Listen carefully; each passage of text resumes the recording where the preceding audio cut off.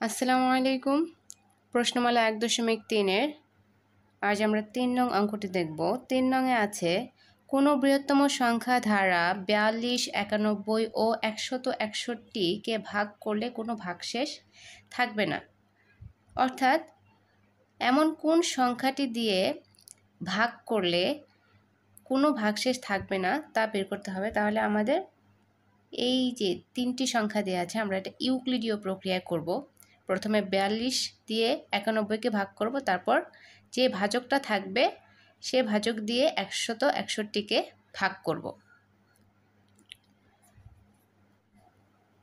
তাহলে সংখ্যাগুলো আছে ৪২, ৯১ ও ১৬১। তো এদের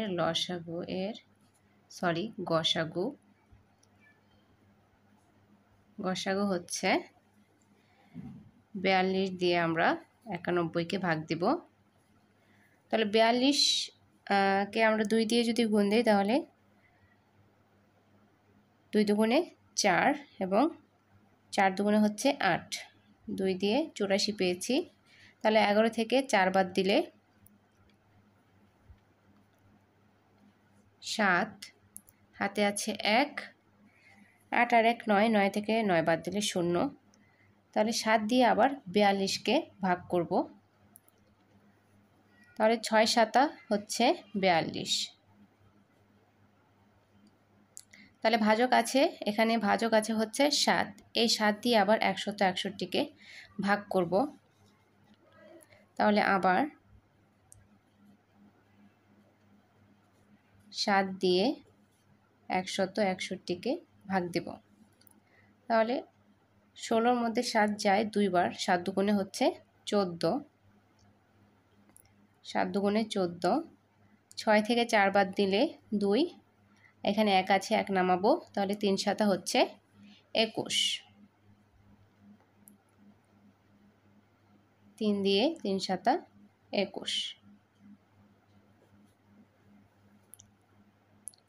তাহলে এখানে হচ্ছে ভাজক ৭। তাহলে আমাদের সংখ্যাটি হচ্ছে ৭।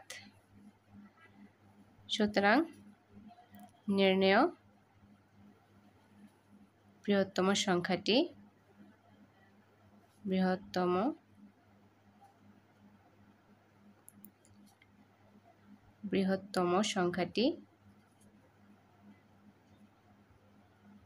হচ্ছে ৭।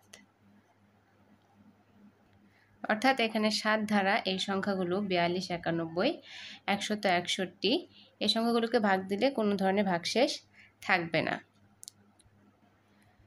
৪ নংয়ে আছে কোনো বৃহত্তম সংখ্যা ধারা ১৪৯ ও ২৮১কে ভাগ করলে প্রত্যেকবার ভাগশেষ ৫ থাকবে।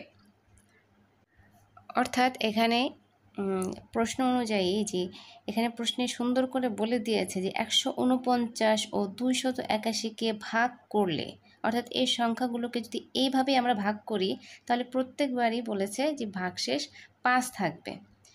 এখন এমন কোন সংখ্যার দ্বারা ভাগ করলে ভাগশেষ থাকবে না তা আমাদের বের করতে হবে। তো প্রথমত আমরা এই ভাগশেষটা যে ৫ আছে এই সংখ্যাগুলো থেকে, দুইটা সংখ্যা থেকে আমরা ৫ বিয়োগ দেব এবং বিয়োগ ফলটা যে পাবো তা আমরা ভাগ করব। ভাগ করার পরে যেই ভাজকটা পাবো তাই হবে আমাদের বৃহত্তম সংখ্যা। তাহলে অঙ্কটি করা যাক। তাহলে আমরা প্রথমত বিয়োগের কাজটা আগে করে নিব। ১৪৯ থেকে আমরা ৫ বিয়োগ দিব, তাহলে থাকে ১৪৪ এবং ২৮১ থেকে আমরা ৫ বিয়োগ দিব, তাহলে থাকে হচ্ছে ২৭৬। তো এখন ১৪৪ ও ২৭৬কে আমরা ভাগ করব। ১৪৪ ও ২৭৬ এর গসাগু